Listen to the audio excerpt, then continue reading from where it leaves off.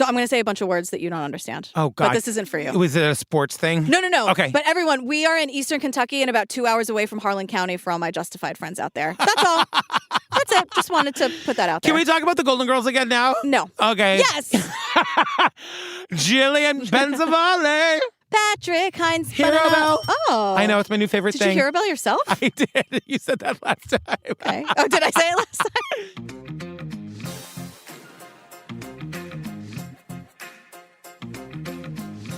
Hi, Jillian Benzavale. Hello, Patrick Hines. Oh, fam, it's good to see you. It's good to see you You know, be here. yeah, I just want to say, maybe join us on the Pates if you feel like it. We are going to start doing a bunch of really cool stuff on the Pates. We're going to start doing drag bingo, like live drag bingo. My friend Jason's going to come on and do some like cocktail sessions with us because he's like a sommelier and he knows how to make all these amazing drinks. Great. It's all going to be for anybody at the 5 or higher, but it's also where you can get our 400 and full ad-free bonus episodes. 400 and full. 400 and full. Yeah, 400 full ad-free. Which is basically how I describe myself. Oh, stop.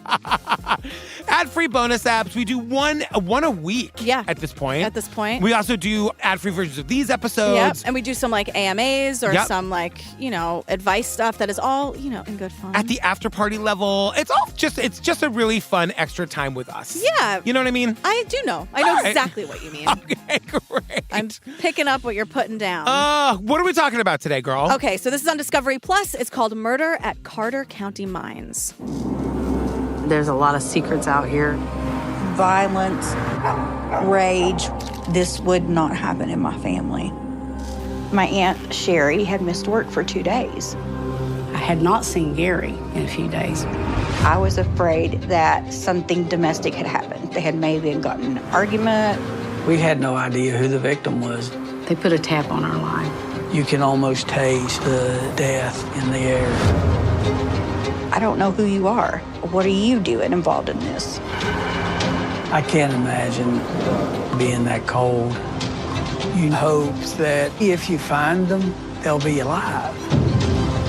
I was his jailhouse girlfriend. Then the bomb dropped.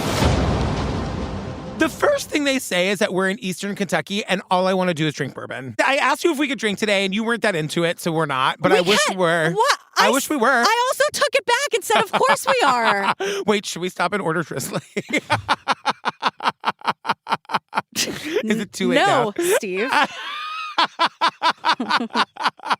Yeah, it's funny. You hear Kentucky and I'm like, I'm just going to Justified. I know, and I just go to bourbon. Okay. But we're with Robert Garnes. He's a Kentucky State Police detective, and he tells us that Eastern Kentucky has some of the most extensive cave networks in North America. And I just made this note that I feel about caves the way I feel about the woods. That if you go in there, you're definitely going to find a monster. Yeah. Well, the thing is, people from all over the world come to see these caves. That, that's what Robert's telling us. Like, there's graffiti down there. I understand that like the woods, caves are beautiful and that there's lots of people who like them. But they also need to be respected. I thought you were going to say they also need to be cleaned because I feel like they're dank and there's definitely bugs and animals in there. You are literally going into someone else's living room. How many times do you have to say that? But a cave also, like, when are you going to knock on the door? No. I know. And I never feel like I have that. What's that? The fear of confined spaces? I guess fear of confined spaces. No, I'm sure there's some phobia. No, there's a word for when you are claustrophobic. Oh, claustrophobic. Yeah. Come on, private school. I need you.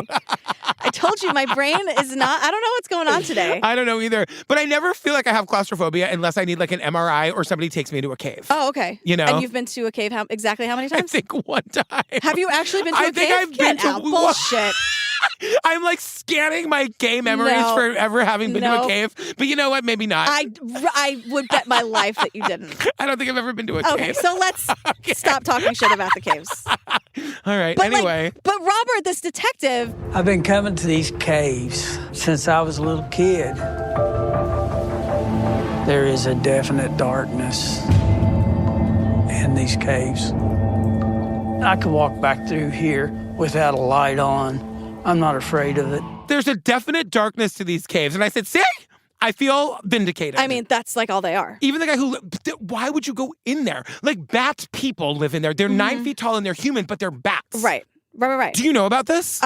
Sure. Okay. Is it like, do they live where Slender Man lives? Like, are the bat people in the room with us now? Or like can you see them right now, Mr. Hines? Can you see them? From all of your cave dwelling experience? That's called spelunking. Did you know that? I did know that. Okay. That I knew. It's a fun word. Spelunking. Because it also sounds like it's what is that? Onomatopoeia.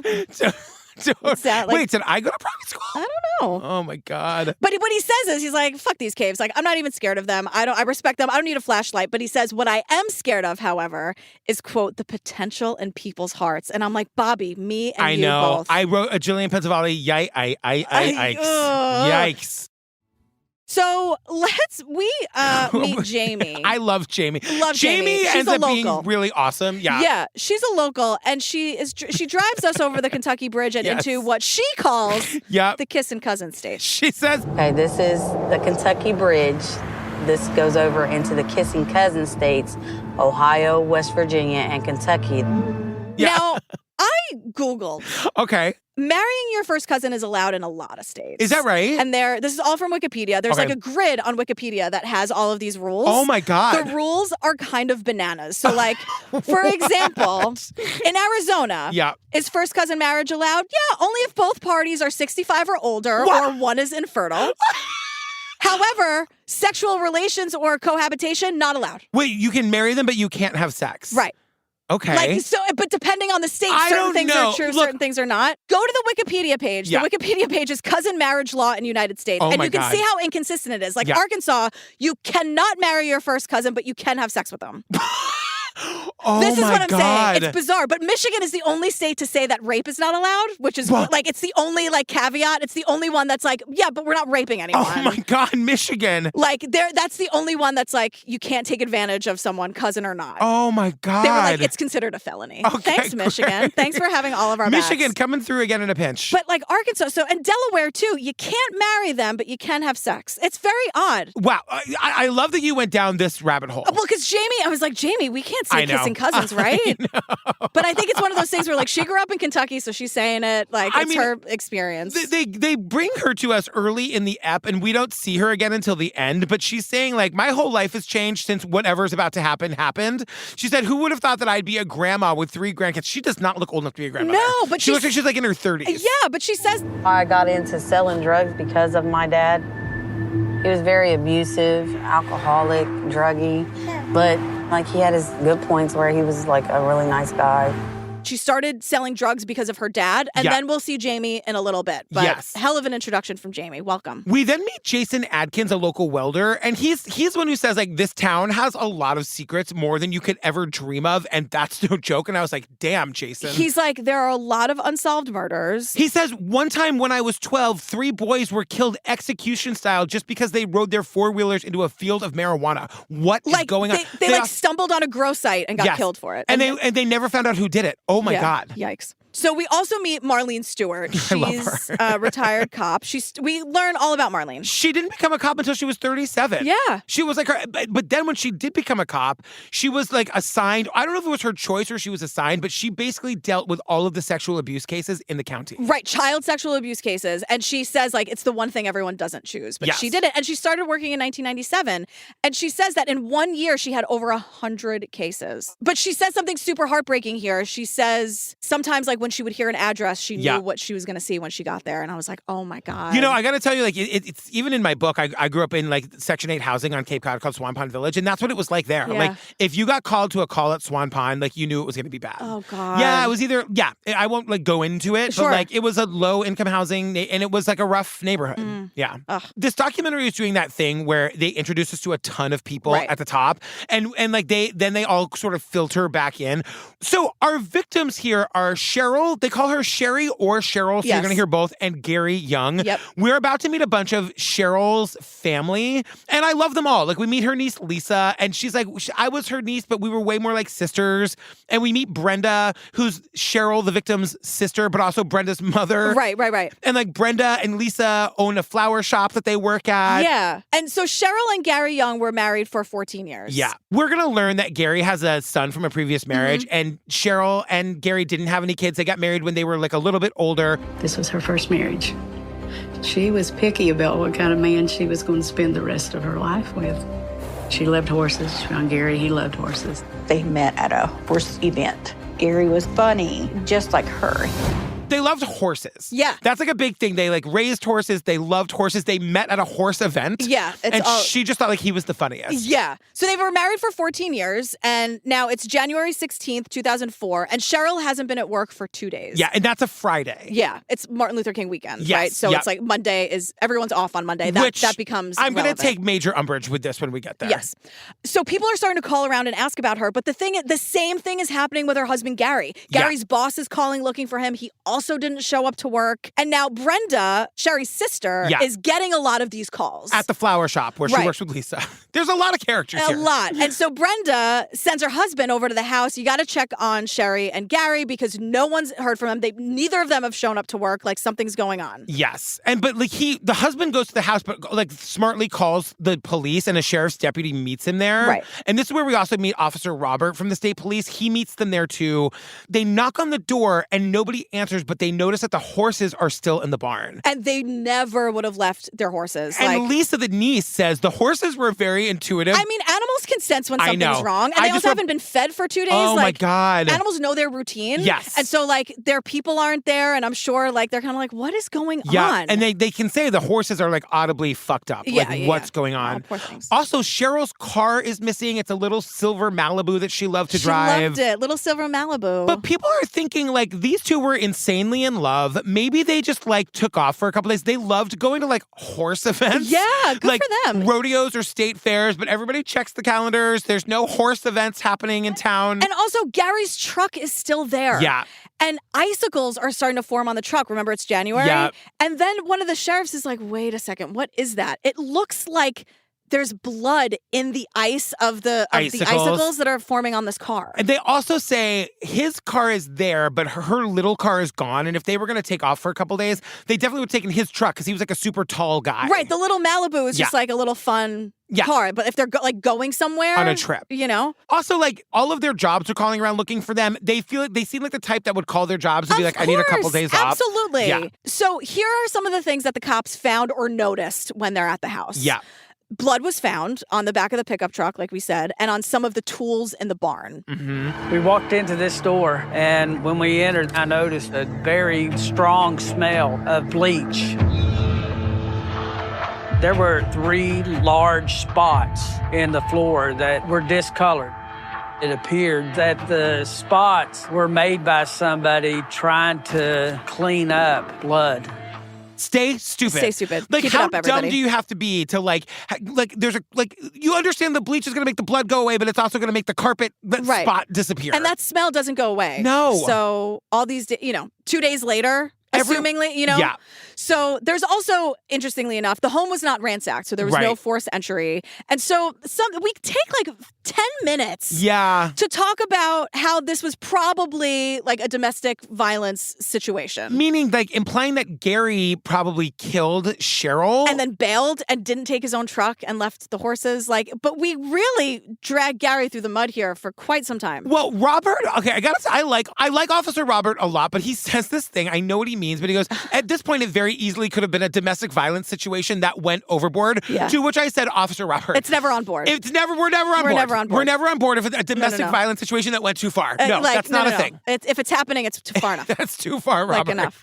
But then they also say, if the perpetrator actually lived at home, they do have a right to privacy. And so he didn't want to lose any evidence based on this illegal search and seizure. Right. They had to do it all on the up and up. Yeah. So he says the best thing to do is to back out, secure the home, and obtain a search warrant, which is what he does. He enters the missing car into the NCIC as a stolen vehicle, and he enters the couple into NCIC as missing people. Right? That's the online database. So all they know is that these 2 people are gone. There is a crime scene. We don't even 100% know who the victim is here, if there are several victims, or any idea who did this. Right. They just know that people are missing and a crime has occurred and was very sloppily cleaned up. Right. And remember, it's a long weekend. Yeah. Based on the fact that this was a holiday weekend, it did take a little bit of time to get the search warrants. But the investigation continued. Talking to family members, talking to neighbors. Nobody had seen anything. Nobody had any information. This is what makes me crazy. If I just don't understand how it works, please let me know.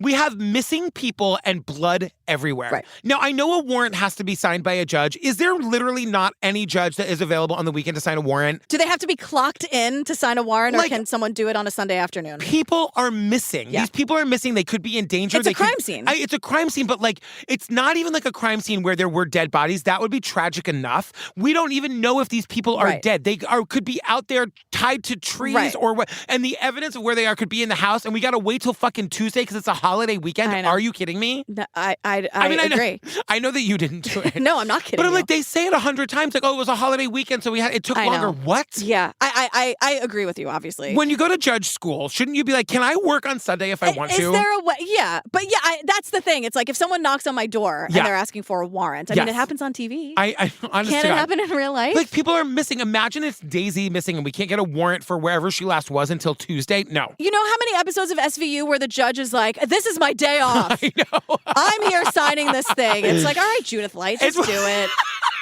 Patty LuPone, enough. Like, all right, please. I know she's a lawyer, Natalie. I love the show. I'm just saying. But yeah, they're always like, like, oh, we got to get to the golf course to get the thing. Like, please. Exactly. Are you trying to tell me that television has lied to me all this time? The judge is on the back nine. We got to get she's there. Signing and she's getting her hair done. Go. Right? Like what? Which Broadway stars are going to be this? It's like Joanna Gleason. Yeah. Absolutely. There's one person listening to this who got that. Yeah. Someone's like, did he just say Joanna Gleason? He sure did. Who won a Tony Award for Into the Woods in like 1989? Absolutely. Yes. Yes, for sure. But they're like, all right, if we can't get anyone to sign this warrant, they're still investigating as they're waiting, right? Yes. So they're talking to family and friends and neighbors. They're trying to get all the information that they can. Cheryl's sisters were adamant about the fact that she would not leave the area without letting them know. And Cheryl's purse was missing. Because her purse was missing, it just made us think that there was a possibility she was alive somewhere. They don't have information other than they wouldn't leave without telling anybody, especially Cheryl. And neither of them would leave the horses. And they also say that Cheryl's purse was missing, which is giving them some sort of hope that maybe she's alive. Right. Like she just left somehow, or I don't know. Yeah. So now we meet Paige. We're just adding another person to the family. Yeah. Paige is Lisa's daughter. Lisa is Brenda's daughter. Brenda is Cheryl's sister. Guys, it doesn't matter. It doesn't matter. They're all great. They're all Go here. to the website. We got a family tree. No, we don't. I'm just we kidding. don't. But while they're waiting for this warrant and investigating, they're like trying to look for issues in the marriage to see if that would like. I want to talk about Paige for a second. Okay, talk about Paige. Because we're with Paige at her hair salon. I know. And she says that she's like doing a blowout. She's doing her own mom's hair. She's like, I do my mom's hair every 6 weeks because Aunt Cheryl like instilled a love of like beauty and cosmetics into me. Yeah. I just thought that was really sweet. That is really sweet. And you wanted to skip it. I didn't want to skip it. I accidentally skipped it. Look, a good blowout can change your life. I know. God, if only I had the hair for it. It would change it. Sometimes like, wow, all you need is a good blowout. Next week I'm going to come in and you're going to be like, what's different about you? I'm going to be like, I got a blowout. I got that blowout. I got it. And I'd look at you and say, do you feel great? I feel good about myself. There you go. We do learn something important here because Paige tells us that the last time they all saw Cheryl was at like a family Christmas party, and that Gary and Cheryl showed up late, and Gary was like in a bad mood and he was kind of being a jerk. Right. And like Gary wanted to leave and Cheryl wanted to stay. And I'm like, okay. And then all of a sudden they were gone. Here. Well, they're just saying that like niece Lisa's like. It was a natural thing to wonder if that had anything to do with what had happened. Honestly, in my heart, I thought immediately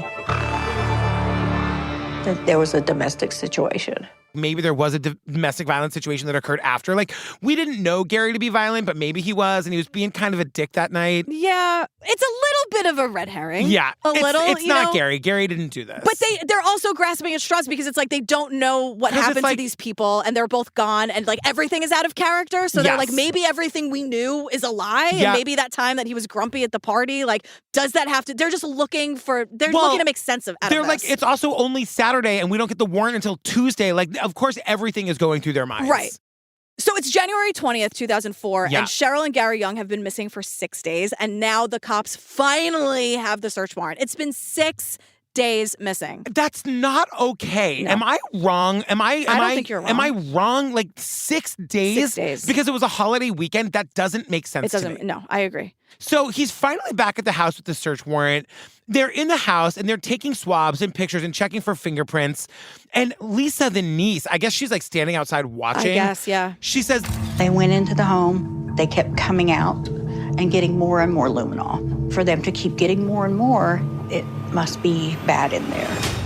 It must be fucking bad in there. Yeah, yeah. And so here's some of the stuff they find. On the recliner in the living room, there's some blood spatter and transfer blood. And we know that transfer blood means that something with blood on it touched it and then like left blood on the chair. They also say it was like high velocity blood spatter. It just seems like it was a very violent kind of, like a violent scene. He says somebody had to have been dragged. He says, I can say at least one body was left bleeding in 3 different places because there were 3 different spots on the floor that were cleaned. Right. But they also found no ballistics evidence. So like at this point, they're like, there's no forensics, no shells. There's no gun case. There's no gunpowder. Like it, but like something really bloody happened here. And they just keep finding more blood. Like there's a wheelbarrow with blood on it. And outside. Outside. So they think that maybe that was used to transport a person in or out of the house. Also a trash can with wheels on it that had blood in it. And the cops are told that they have a .22 caliber gun in the house, but the cops cannot find that gun. Yeah. So and he says, like Officer Bob says, somebody did not leave that house under their own accord. The question is it Gary or Cheryl, or was it both of them? Or was it both? And so it's also clear that the computer and keyboard were stolen. Like you could still see like the dust outline. Yeah. So someone just like picked up the computer and keyboard, and the cops are like, all right, well, we fucking need that computer. Like, like maybe it could tell them the motive. Would it had any valuable information? Because why did they take the computer? The only things that are missing are the gun and the computer. Like obviously they were, I mean, like they weren't there robbing the house. They weren't taking all the electronics. Exactly, you know? exactly. There's also a witness. Yes. There's a neighbor who says that they saw a young man in the yard, about like mid-20s, wearing jeans, a flannel, a jean jacket, and he's walking with a limp. Their neighbor thought maybe he was there taking care of the horses or something like that, or doing farm work. Cheryl and Gary take care of their own horses, and they never hire any help for their farm. Absolutely not. They shut that down. They're like, they tend to their own horses. Thank you very much. Like, if you want something done right, you do it yourself, or you get Gary and Cheryl to do it, especially with their horses. Like, they would never hire any outside help on the farm. So that's definitely not who this was. So who the hell is this person? So who's that person? But then also, Lisa tells us that 2 weeks before Cheryl went missing, they had lunch, and Cheryl was saying she was concerned that somebody had been in their home because things were missing and the drawers of their hutch were like left open. Yeah. And I was like, what kind of fucking lazy robber was this? Just opens up, oh, the thing I want isn't there. Let me just leave the drawer open. Well, but then Officer Robert is like, well, maybe that incident was somebody casing the house. Right. And they came back to rob the house the night that like maybe Gary and Cheryl were killed, and maybe they came upon the robbers and that's what happened. So burglary gone wrong. But also, just like you said, if you're being burgled, it's wrong anyway. Right. It's already gone wrong. No burglary goes right. I hear what you're saying, that like sometimes, I just wanted the computer, yes. and then it's like a burglary gone worse. Right. You know? Thank you. You're welcome. That's how you say it. It's a burglary gone worse. So Robert the cop, right? Robert, Bobby, Bob, whatever. Bobby, baby, Bobby, booby, Robbie. He's on the case. So he's like, is that bitch singing company now? Yeah. It's a real gay episode. Of course you are. Absolutely. Why wouldn't you be? Bobby, baby, Bobby, booby, Robbie. I'm gonna come over for dinner. Ooh, you just got a little like soft. So he's getting information from the credit card companies. Yeah. And he finds out some information that someone tried to use a credit card belonging to Gary or Cheryl in Dry Ridge, Kentucky, like 130 miles away from their house. So this always makes me nervous, because if you're using a credit card of the person that you killed, or if you're like Gary and you killed your wife, but now you're using it, like you are going to be found. And right. That should make you happy, not nervous. Well, it makes me happy that they're going to be found, but it makes me feel like they're acting with reckless abandon. Yes. It makes me feel like they're acting with like they have nothing to lose. Yes. Because they know they're going to get caught, so fuck it. So now are they on a killing spree? Yes. That always scares me. Okay, I hear you. Yeah. But they're saying, like, could this be the burglar, or could this be Sherry or Gary? Like, we still don't know if Sherry or Gary are alive. Did she kill him? Idea. Did he kill her? But whoever has the card is using it more and more, and they're using it all over the place. From Cincinnati to Lexington and Louisville. It's regular, everyday purchases. It was frivolous things, Victoria's Secret and a big box store in Lexington. They're getting like essentials and like thigh highs, I guess. I get and it's like such a weird, like somebody is obviously dead here, and somebody's using their credit card to Victoria's Secret. Right. And I wrote, please tell me that you're going to get the security footage. Why does it feel like this is my idea and nobody else is thinking of this? Is it another holiday weekend, perchance? Do you just not even bother running? It's a long weekend, so don't even run the cameras. No, I mean, that's what I'm saying. Like Officer Bobby is telling us this. Like, he's not like in it. Woo, woo, woo. like going to the store to get the fucking security footage. No, well, that gets worse down the road. I know. When they basically ask everyone else to help. So, but not in the way that you're thinking. We'll get to it in a second. Sorry. But then a check was written at a Walmart in Lexington, Kentucky, $41.74, and it was signed by Gary Young, one of our missing people potential victims. Right. So they're like, so did Gary hurt Cheryl and he's on the run? But like, what a jerk. Like, he's signing his own name on the check. I'm like, hey, guess what, Officer Bobby? There's only one way to find out. You got to go get the security footage. Right. And why do I feel like I'm the only one who has this idea? And everyone's like, well, he was kind of a jerk to Cheryl at that party a couple of years ago, where that's like a notoriously very stressful time for a lot of people. He was a little grumpy that one night. He must have killed be her. a murderer. I know. So the cops are going with this theory. They're like, you know what? You're onto something with that Christmas party thing. Because they're asking around. So they call Gary's ex-wife. They call his coworkers, and they're like, give it to me straight. Don't bullshit me. Yeah. Gary sucked, right? Right. Like, he was pretty bad. Come on, be honest. Come on. And everyone's like, no. Like, he was super nice. He was really quiet, well-liked, had a great reputation. You know, if there'd been a lot of activity there, I would have known it. Gary had no record. I found no criminal activity in Gary's past, and I was looking for it. And believe me, I was looking for it. Look. I know. We like meet people that Gary worked with. We learned he was a Boilermaker, which apparently is a welder that works on power plants. Like, holy shit, it's Gary. also a drink. A Boilermaker? Yeah. How is it possible that I don't know what that is? Kick his ass, Seabass! You would never drink it, Oh, and what is neither it? would I. But it's like you fill a pint glass halfway with beer. Oh, God. And then you pour a shot of, like, you drop like the whiskey, like a shot of whiskey into it and chug it. I would drink that. Are you a chugger? No, no. I'm not a chugger, but You would I just would like sip your Boilermaker? It's meant for frat boys, and like it's meant Sold. It's meant for people to just get hammered. No, I would do it once. Like, if I was out with like a bunch of bros for some reason and we were having fun and they're like, let's all do fucking Boilermakers or whatever. Chug. I would definitely do it. Wow. I would do it one time. I love how I say chug and you just do a slurping sound.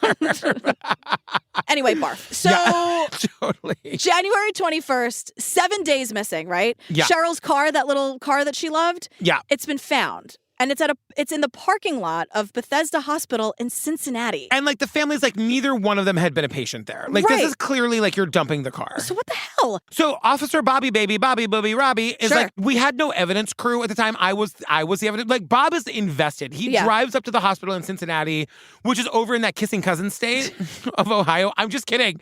No, Jamie's words. I'm just kidding. I did. Those are. I know. I've never even heard that expression before. So you have your cousins, and then you have your first cousins, and then you have your second cousins. No, honey. I know. But anyway, he goes there and he says, like, he was hoping, I mean, I guess hoping is the wrong word, but he was thinking that, like, there would be visible evidence on the car to indicate that something had happened in there. Sure, yeah, of course. And he says there's not, and they impound the car, and then we never hear another word about it. I thought we would get more info about, like, of course, the judges only work on Thursdays in this town, so we're not going to get a warrant for 3:30 and 4. Exactly, right. And So then they're out the door. That's probably why we didn't hear anything else about the car. Absolutely. Because there's but anyway. But anyway. So the cops are like, we have spoken to absolutely everybody in the family except, weirdly enough, one person. And that person is Gary's 21-year-old son, Andrew. Now, can you hear the tone in my voice? I know. Am I passing the salt, not the whatever the line is? Are you what now? It's like, oh, you passed the... What is it? It's like, pass the salt, not the joke or something. The point is, I gave it away about Andrew, is the point. Because I was going to say, like, we see a picture of Andrew, and right away, tell me if I'm just being judgmental, but right away, I immediately kind of jumped back. Like, I felt a darkness in this kid. Oh, wow. Okay. Yeah. Like, he's a perfectly pleasantly looking person. I'm not making a comment on his appearance. I'm just saying that, like, we see a picture and I felt darkness. Right. Is all I'm saying. Okay. But we learned that, Andrew is Gary's son from a previous marriage. Ask for the salt, not the joke. It's ask for it, not pass for it. Not pass it. What? Sorry. Is everything okay? No. No. I have a sneeze brewing for the last 20 minutes. Bobby, baby, Robbie. Off the rails. So sorry, you were saying, I apologize. We learned that he was also the ring bearer at Cheryl and Gary's wedding. And, we learned that Cheryl wanted kids, but they said that because of her age, when they got married, they decided not to. And he already had a kid from another marriage. And he had like a 21-year-old son, But what we are told is that it seems like he had a good relationship with Gary. He enjoyed his dad's wit. Like he would laugh at his dad. His mother just mainly had custody of him. There were times he come and lived with Cheryl and Gary, and then he would go back to his mom. But But Andrew did spend most of the time with his mother, Gary's ex-wife. But when they were all together, Gary and Cheryl and Andrew, everything was fine. Like, everyone got along and it was okay. So, like, Officer Bobby calls Andrew's mom, who's Gary's ex-wife, and she's like, it is weird. I haven't seen him in a few weeks. It's not super uncommon for him. Hasn't seen Andrew the son. Hasn't seen Andrew the son, right. And it's not, like, super uncommon for that to happen, but the only thing that concerns me about that is the fact that Gary is also missing. Right. So now like, she's worried. Yeah, and that's weird. Like, if I hadn't seen Daisy in a couple weeks and Steve was missing, I don't think I would connect the two things. Right. So it's a red flag that the mom is like, oh, it's weird that he's missing and also my husband is missing. Right. And just a little, we're introduced to someone very quickly again, but Stephanie Griffith is Andrew's girlfriend. Yeah. And we learned that, like, they were super in love, but much like you caught on to, like, there was a darkness to their love. I get the feeling that it was a, like, pretty dramatic relationship. That right? They don't expand. Darkness is a pretty specific word. Yes. You know what I mean? Yes. Because if there wasn't violence in there somewhere, I feel like they would have used a different word. I agree, and I think it is a word, like, such a word to use to describe, like, a relationship. Boyfriend, girlfriend. Yeah. Darkness. Like 21-year-old people in a relationship. There's a darkness there. That's heavy. I don't like it. I don't like it either. Jamie is back. Jamie is our local friend from the top of the episode who talked about the kissing cousins. We're really harping on the kissing cousins. Do you want to direct people to the Wikipedia page again? No, I think I've done it plenty. It's okay. You know, though, I'm not judging anybody, and I'm also not, like, believing that that's true of these states. It was a funny thing that Jamie said. It's a funny thing she said. Are we in trouble? No, you're obsessing over it a little bit. Because you're obsessing over it. You asked me, what'd she say? I was just going to talk about Jamie and how she knows Stephanie. Well, okay, so all right, let's do that then. So Jamie is our friend from the top of the episode, and she explains how she met Stephanie, who's Andrew's girlfriend, right? Yes. The dark relationship. And they met through a drug dealer. And, you know, Stephanie was really tiny, but she was really nice. Jamie describes her as kind of, like, diminutive, like, right? Like, really quiet, always kept her head down. But the thing about Stephanie and her family... The Griffiths were probably the wildest family in town, you know. When we got called there, we knew the address. We knew who we were going to be dealing with. And it would be Richard Griffith and his wife, Lina. Stephanie was their daughter. They knew all of our names. Stephanie knew all of our names. I don't feel like that she stood much of a chance of getting out of the type of lifestyle that she grew up in. I don't think Stephanie stood much of a chance of getting out of the type of lifestyle that she grew up in. Yeah, it's sad. It makes me so fucking sad. I always say it. Kids are so powerless. Yeah. Yeah, she didn't ask for any of this, but here she is. Yeah. So Cheryl and Gary have been missing a week.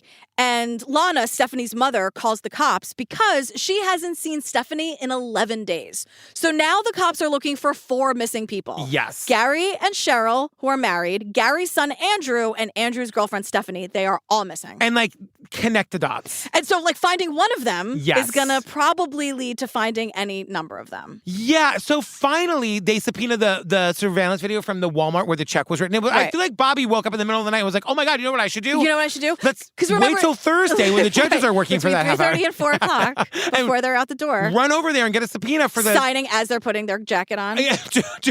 You know, normally I wouldn't stay late, but you seem like you're in a real hurry, Bob. I know, so I'll stay past 3:30. This one time. And I'm sure the judges are great. It was just, it you took guys, too long. I know. Please don't come for us. No, I know. We're giving the judges a hard time. I was just like, there's got to be a judge that works on a Sunday. People are missing. Right. I agree. We got to do better. I agree. So remember, because the Walmart was where someone wrote the check for $41 and signed it. Gary's name. Gary supposedly signed it. Yeah. So we see the person. It's not Gary. Obviously. It takes the cops 2 seconds to realize that it's Andrew, it's fucking Gary's Andrew. son, Yeah, right? Of course. So now that Andrew and Stephanie are also missing, like, they're clearly involved in what happened. Yeah, and once again, like, Andrew, you have to know you're going to be on this surveillance video. Because, I mean, Andrew's been caught before. Right. Right? So he has a record. Andrew had been previously arrested and charged in Ohio in an attempt to steal a tow truck. We found out that Gary helped him out, put his house up as collateral. And as soon as Gary did that, Andrew took off. Andrew bails. Right. Like, Andrew's on the run again and just, like, causing trouble. And I think that tells us something about their relationship that we're not being told otherwise, because everyone in Cheryl's family is like, oh my God, they got along great. They loved each other. But I don't know about that. Right. Or at least, like Andrew was using his father, knowing that his father was going to always bail him out. But then I'm also like, trouble. Did Gary lose his house? Like, how do they actually take your house when that happens? I don't know. When you put it up for collateral, I don't know. But I think it's the same house that we're in now. Yeah. Right? So the cops are obviously trying to track Andrew down, and he's using their credit cards. He's signing as them on checks. He's all over the place. But Officer Bobby is like, because of the technology in 2004, it like takes 2 days and a judge that is working to get the warrants for this stuff. So they're constantly 2 days behind. One of the family members tells us they can tell that he's in Louisville because he's like using the credit cards in Louisville. And the family is like, can you send a cop out there to try to find him? And the Louisville police say, we don't have the manpower for that. We're going to fax you a fucking wanted poster with his picture and information on it. And you got to go out there and find him yourself. So Lisa, the niece, is like, hell yeah. Yes. She goes, my cousin and I made a bunch of them. We decided we were going to look for Andrew. We would go during the day. She'd get her gun. And we would hit the malls and everywhere. I really was trying to keep that from my mom because she's not good with me running around Louisville with a gun, trying to find him. But, we wanted to help. My cousin grabbed her gun and off we went. Okay, now if we're going to slow down on anything, can we slow down on that? Vigilante Justice Lisa and her cousin out with their gun looking for Andrew. Right. Oh, that is terrifying. Because they don't know Andrew's on the run. He's definitely involved in this. Yes. Like, they don't know what they're going to walk into. And Lisa's like, I kept that little tidbit away from my mom, Brenda, because I don't think she loved the idea of me and cousin Tina or whatever running around Louisville with a loaded gun looking for Andrew. Like with an agenda. With an agenda. So one day, the cousins go to the Jefferson Mall. Yes. And the cousins split up, and Lisa's cousin goes into a store with this wanted poster or whatever. And a gun. And the woman, hopefully, I don't know if concealed carry, I don't know where we are. And the lady at the counter is like, wait a second, that guy was just in here with his girlfriend like 2 minutes ago. Yes. So the cousins are like, oh my God, like we're right. We're so close. They're right here. So now we know that he's definitely with Stephanie. Uh-huh. And the cousins now print out a photo of her car to show it to everyone. Because they call Officer Bob, to which I said, thank God. I'm so glad that Lisa and the cousin didn't run out to the parking lot seeking vigilante justice. The guns were just for their protection, I think. They weren't actually going to use them. You know what? I hadn't actually considered that. That's what because you never know what you're going to walk into. So, like, Andrew's dangerous. And I don't I'm also know. like, don't shoot. And we need answers out of Andrew. I know. You know what I mean? I know. But Officer Bob gets there, and he knows that Stephanie drives a 1993 blue Olds Cutlass, right? Right. So they get a picture of it. The family makes flyers with a picture of the car. This random guy takes the picture. He's just trying to help. He's like, sure, I will take that, and I will keep my eye out for this car, no problem. 2 minutes later, this guy pulls into the post office because he didn't get stamps.com. He didn't, and he's walking into the post office. Yeah. Who is he holding the door for? Fucking Stephanie. Stephanie. He has the flyer in his hand. I know. And he's like, oh, right this way, miss. And Stephanie is driving the car, and this guy just springs into action. So he pulled his car up behind her and popped his hood. She was furious that she was blocked in. And he said, hey, I'm sorry, I've got car trouble. Going to be a minute. So she went next door to the bank and cashed her check that she got at the post office. So he pulls up behind her car and pops his hood. Yeah. And of course, Stephanie's like, what the fuck? Like, anyone would be pissed, right? You're running errands. You just want to get home. And he's like, oh my God, I know. I'm so sorry. Like, this damn car giving me trouble again. Always acting up. And he's like, oh, this is such an inconvenience. It's going to be a few minutes. Can you just hold tight? Like, I'm so sorry. And she's like, oh, fine. So she gets out of the car, storms over to the bank, cashes the check that she got at the post office. And I'm like, I guess she was mailed a check? Apparently. Like 90 minutes away from where she lives? And this hero, who we don't meet and we don't know his name, I guess it's already called the cops because Officer Marlene gets there. Yeah. And she, like, Stephanie's coming out of the bank. I guess she knows Stephanie. So now this is all in Lexington, Kentucky, right? So it's like 90 minutes away from where the murder took place. And she's like, Officer Marlene is just stalling Stephanie in the parking lot, like, waiting for backup. And I'm like, but where the fuck is Andrew? Where is Andrew? Like, weren't they traveling together? Because, like, obviously, right? Officer Bob shows up. He makes Stephanie popped the trunk to the olds, and he's convinced that he's going to find Andrew hiding in the trunk, or that he's going to like find the bodies of Cheryl and Gary. Well, he finds none of that. He finds none of it. But he does find receipts. Yes. Literal, actual receipts, like credit card receipts. With Cheryl and Gary's credit card info on them. And the dates show that Stephanie and Andrew have been together since Cheryl and Gary went missing. Yeah. It's all very incriminating. So they arrest Stephanie for theft. Right. And they're hoping that they can hold her until they get more evidence or get her to like crack on Andrew or get her to spill something. Stephanie had talked to her lawyer, and some arrangement was made for Stephanie to let us know where we could find Andrew. Stephanie immediately flips and throws Andrew under the bus smartly. Because she calls a lawyer, and the lawyer's like, here's what you do. Yeah. I'm going to set up an arrangement. Like, you're going to rat on Andrew. You're going to tell them everything, and this is what we're going to do. Yeah, and she basically, like, the deal is that she's got to tell them where Andrew is. And she says, look, we were going from motel to motel, and eventually they just rented an apartment. Yeah. And also, P.S., I'm terrified of Andrew. Yeah. I wasn't always scared of him, but now I am. He has a lot of guns. I'm actually in the process of trying to leave him, but this whole situation is really, really scary. So they also are told, she tells them, not only does he have a lot of guns, he won't go down without a fight. So like, don't just go knock on his door and be like, hi, would you come down to the station and answer a few questions? But they kind of do exactly that. Well, but they get a cop to dress up as a maintenance worker. Like, I love this undercover. Remember the one where the guy peed? Oh my God, he peed. What was it? The Dexter killer? Oh yeah, wannabe Dexter killer. And the cops are like, he peed. He peed. Did you see he peed in his pants. That guy peed himself. But this is what happens. Like the maintenance, the quote, air quotes, maintenance worker knocks on the door. Like Andrew turns trying to let him in. The guy tackles him. Because now they like have this apartment. So I guess they were trying to settle down in Lexington or whatever. So they arrest him. Yes. And they start questioning him about Cheryl and Gary. I asked him about his parents. The only thing he told me was he heard something about his dad being missing, but had no idea what I was talking about. I heard my dad was missing or something, and I'm like, wrong answer, Andrew. Wrong answer. But he's arrested, and he is also charged with theft, because that's all they can get him on right now. Right. But at least they can get him off the street. Right. So we get this on-screen text that says, as police struggle for leads to find Gary and Cheryl, Jamie, the one from the beginning, which I guess I'm not allowed to say, she made the kissing cousins reference or joke or whatever. She's booked into the county jail at this time for drug trafficking, and this is where we learn Jamie's significance to the story. Right. So Jamie, while she's in the county jail, she gets booked in the same day as Andrew. Right. So she gets sent to the hole for fighting. Right. And I love your just jargonistic. Like she's sent to the hole, does she? She is. She did. The shoe? The shoe.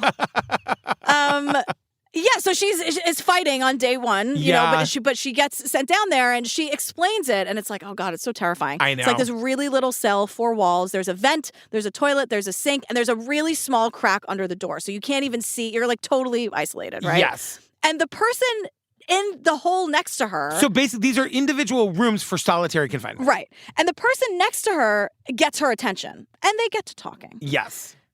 Let me tell you, they fall in love. It's Andrew. It's Andrew. Jamie's like, I became his jailhouse girlfriend. Yes. They write notes to each other. They're called kites because you like write them and then you like fold them really small and you flick it across the hall and it goes under the person's door. Yeah. And like Andrew is doing time for theft. He manages to get himself thrown in the hole. And now he's hardcore flirting with Jamie. He's like, Stephanie, who? I know. Then Andrew screams to Jamie, get on the phone, which the phone is the vent. Now, which just made me laugh so hard that they call the vent the phone. Of course. Because that's how they can communicate to each other. No, I get why they do. I know. But I'm like, does anybody else have access to the vents? Like, is it a party line? Like, is it? Yeah, I don't know. I think they just leave them down there. And like, I don't think there's a lot of like care or human rights happening down there. But I don't know. Like, I don't really know the timeline on this, Jamie, because Jamie says like we fell in love through prison walls. And I know like you on the outside, you don't get it, but I'm telling you like this shit happens. Yeah. I'm just curious like how long they were down there. And I know. It couldn't have been that long. And I know that when you're down there, it's not the same amount of time as up here. I know that completely. Yeah. But I think it was a couple of days maybe of them just like flirting and really falling in love. So much so that Andrew's like, Jamie, I trust you with everything. This is bonkers. Jamie, I need to tell you the truth because I love you and because Get we're soulmates. on the phone. I have to tell you something. And who is Stephanie again? You keep saying that name. I don't know who she is. So he says, he's like, remember how I told you I'm in here for theft? Yeah. That's kind of technically true, but I also, me and my girlfriend killed my parents. Right. They killed, and she's like, what? Yeah, because we don't learn in this moment that that's what he told her, because we know that he told her something very dark and heavy. Yeah. I mean, obviously we're watching the episode, we know what it is. But she says, like, she turns around, like, Jamie's awesome. She, like, says to herself, like, I'm really struggling with this. It was a big debate with myself. I didn't want anything because I'm not a snitch. And then I thought about my mother. You know, if somebody was to ever do anything to my mom, I would want somebody to tell me where she was so I can lay her to rest. And then I just finally sent a kite out to the guard and told him I needed to talk to somebody. You know what? Fuck it. She calls a guard over. She's like, I really have to talk to somebody. She sent a kite to the guard. She wrote a note. She folded it up and flicked it out. She sent him a kite. I got to talk to somebody. Yes. It's February 6th, 2004, and Andrew is offered a deal because they're like, look, we know everything. We spoke to Jamie, or we spoke to somebody, or I don't know if they're protecting Jamie or what they're doing. Hopefully they are. Yeah. And Andrew's offered a deal to lead investigators to the bodies in exchange for taking the death penalty off the table. Yeah, and so when Andrew tells Officer Bob where the bodies are, Officer Bob has this, like, amazing moment where he's like, every minute when you're looking for a missing person is an eternity to a family. Sure, yeah. So, like, he gets the information at 2:30 in the morning as to where the bodies are located. He fucking pulls Andrew out of the cell at 2:30 a.m. Like, he's not waiting for Thursday for the judge to sign the warrant at 3:30. Nope. And drives them to the middle of the woods to the caves and, like, has Andrew lead them into these dark, dank, terrifying caves at 2:30 in the morning to show them where the bodies are. And that's what happened. And Rob the cop, Rob RoboCop, says, like, look, these were innocent people, well-liked. They didn't do anything. And if Andrew didn't start talking about this, we never would have found them. Because Andrew leads them like a quarter of a mile into the cave, and there's, like, a stack of wooden pallets. Yeah. And Andrew's like, they're under there. And as they start to pull the wooden pallets back, Officer Bob is like, it's worse than anything you ever see in a movie. You can almost even taste the death in the air. If Andrew hadn't have pointed it out, it's very unlikely that somebody just passing by would have found them. It's worse than anything you've ever seen in a movie. Like, these people obviously didn't deserve. It was a very like descriptive moment of just how awful it was. Yeah. But yeah, he says, like, if Andrew hadn't shown us where they were, nobody ever would have found them. Right. And so, like, what is the motive exactly? Like, why did Andrew do this? I mean, Andrew has a whole story. He's singing like a canary. Once again, we get this whole thing on tape. He tells us that he and Stephanie were just sitting around drinking, and Stephanie was like, why don't you just go over to your dad's house and rob him? Yeah, and Andrew's like, I would. Yeah. But they don't really have anything worth stealing. They have, like, a bunch of guns and a camcorder. Like, there's really nothing that valuable over there. And then Stephanie's like, well, you always say that they, like, have money, so why don't you just go kill them and take the money? Yeah, because the cops are like, Andrew, cut the shit. Yeah. How did this turn into murder? Like, we don't. Exactly. What are you talking about? Because we don't know for sure. Andrew tells the story that it was Stephanie's idea. If you kill them and then you forge checks, but you hide their bodies well enough, without a body, there's no crime. No body, no crime. She said she saw that on court TV. On court TV. So if you can kill them and we can hide their bodies in a way that nobody ever finds them, we can take all their money and nobody can ever blame this on us. Right. So Andrew's throwing Stephanie under the bus completely. She was the mastermind behind this whole thing. Yeah. So Stephanie, according to Andrew, Stephanie takes Andrew to find a gun, find some ammo. Stephanie, I guess, made these purchases in all cash. There's no proof of this. Yeah. And then every day, for 4 days, Stephanie drops Andrew off across the street from Cheryl and Gary's house. And he's supposed to go over there, wait for them to leave, and then, like, rob them and walk out or whatever. And no. He's supposed to wait inside and kill them when they come home. Fantastic. Yeah. But he can't do it. Right. So 4 days in a row, and he's saying, how would she feel when you come back? She'd pick you up and you would tell her that you didn't do it. I guess you could say it's a mix between aggravation and disappointment. The next morning, again, she drops him off. And told me, if you don't do it this time, I don't know about it, or I don't know about you, or... She'd be real disappointed that I hadn't killed my dad and his wife. And remember, this is the man who put up his house for Andrew after he was arrested for trying to steal a truck. And we're told they were, like... And they're totally innocent people. Super close. And, like, also hearing Andrew describe all of this, there's no emotion in his voice at all whatsoever. Yeah. Yeah. And so he just, like, sit out there all day long, and Stephanie would be like, I didn't do it again, coward, or whatever. And then he says on, like, the third day, she said to me, like, if you don't do it, then I don't know about you and I don't know about us. Yeah, it's weird. Like, I'm going to break up with you if you don't murder your dad tomorrow. Yeah, on the 5th day of him just, like, sitting around. And I'm like, none of this makes any sense. But that was enough for Andrew to jump in line and follow orders, I guess. Because he sits out there in the barn all day long, drinks a ton of beer, gets wasted, and waits for Cheryl to come home because she came home at 5 o'clock every day. Yes. So he's waiting for her in the kitchen. And he says, hammered. As soon as she walks in, he shoots her 5 times in the chest and 2 times in the head. With a .22 caliber pistol, right? Like, oh my God. And he said, like, without any remorse in his voice at all, he's like, I'm no, like, medical pathologist, but I'm pretty sure she died instantly. Yeah, like Andrew. But then he hides the body, and we get no information on how he did that. Where or really. how, yeah. You know, I guess, but the wheelbarrow might be a role in that because we had blood on that.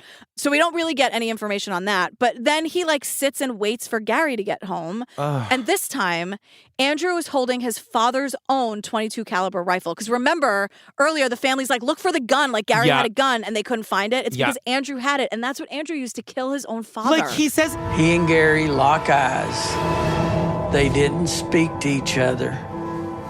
Andrew raises the gun and shoots Gary 3 times in the chest and 2 times in the head. He was shot by a coffee table, in between the coffee table and the couch. He shoots Gary 3 times in the chest and twice in the head. Like, I know. Oh my God. Again, for no reason whatsoever for Gary and Cheryl. Like, this is all Andrew's story. So in his confession, he's just like, all of this was on Stephanie. It was all her idea. I was fine to rob them. But like, she really, really, really, really, really wanted me to murder these people. So we could write fake checks, and as long as we hide the bodies, then no one can blame this on us. Because she saw it on Court TV. Yeah. So everyone else is like, no. Remember Jason the welder from earlier? He'd gone to high school with Andrew. They were like friends back in the day. And he's like, no, this is bullshit. Yeah. So Jason says that he met a girl and that she told Jason that Andrew would often talk about killing Gary and his stepmom. Yeah, and she uses the expression, no body, no crime. Yeah. And this was 2 years before the murders happened. And the girl telling Jason is like, I don't think he'd actually do it, but it's fucking weird that he's talking about it. Like, she was creeped out by it. So like Jason is saying, he's blaming this on Stephanie, but he's been talking about this for years before he even knew Stephanie. And he even confessed some of it to Jamie, his jailhouse girlfriend. Yes. Because she's the one who's like, no, Andrew hated his mother. Yes. Hated his stepmother, hated his father. And she goes, he had mommy issues. Right. And Andrew's dad, like, always would put, like, his wife first. You know, like, he just had a lot of contempt towards these women. The idea was that, like, Andrew's dad had kicked his mom out, and Andrew loved his mom, and he hated his dad and the stepmom. So, yeah, but then we like don't ever get any clarity on like what we never get Stephanie's side of it. Right. And also because then Rob the cop has like this other motive where he's like, he was greedy and wanted money, and he was jealous of Gary and Cheryl and their lifestyle because they were like upper middle class for the area. Yeah. But I'm like, then he lied because then in his confession he told Stephanie there's nothing of value there. Right. And he didn't actually rob them.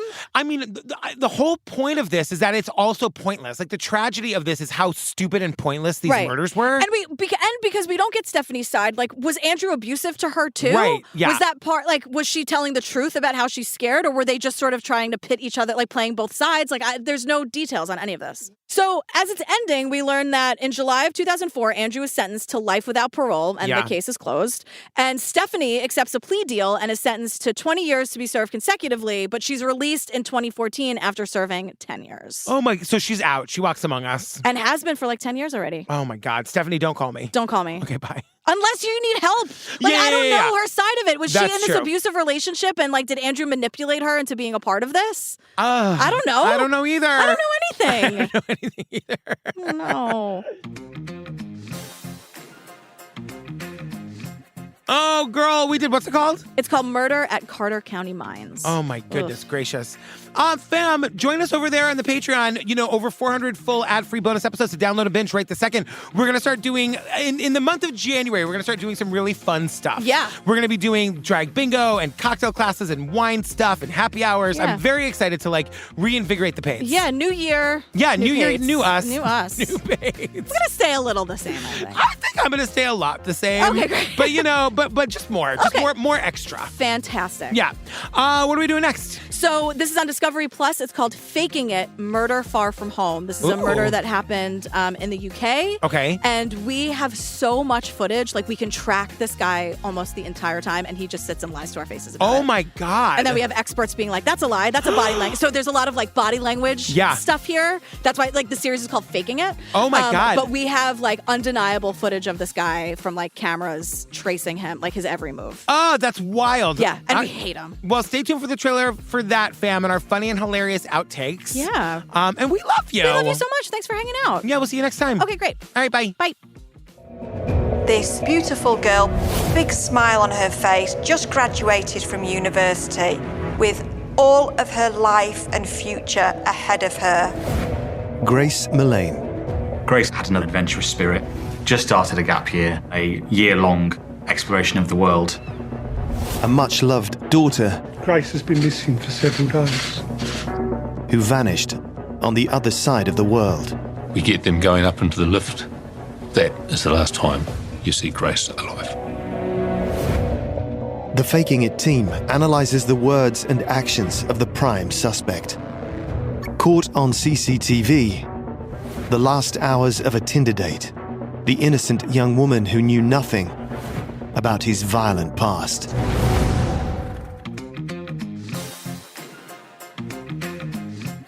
There are like machines in cop cars, I think.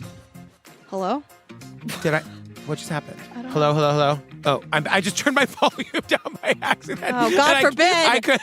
The volume turned down. Oh, rude. I'm just kidding. But anyway, I was about to say she, but I went shh, and then you started talking, and I don't want anyone thinking that I was trying to shush. The absolute look of fear in your eyes right now. I'm fine.